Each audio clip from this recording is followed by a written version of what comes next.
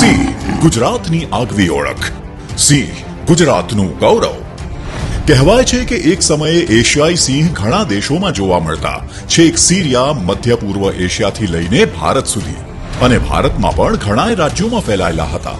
સમય જતા તેમનો વસવાટ વિસ્તાર ઘટતો ગયો અને હવે તો ખાલી ગુજરાતના સૌરાષ્ટ્રમાં મુક્તપણે વિહરે છે, જે આપણા માટે, દરેક ગુજરાતી માટે ગર્વની વાત છે. તો ચાલો સાથે મળીને કરીએ એશિયાઈ સિંહોના સંરક્ષણના પ્રયાસો અને સાથે મળીને ઉજવીએ વિશ્વ સિંહ દિવસ 2024.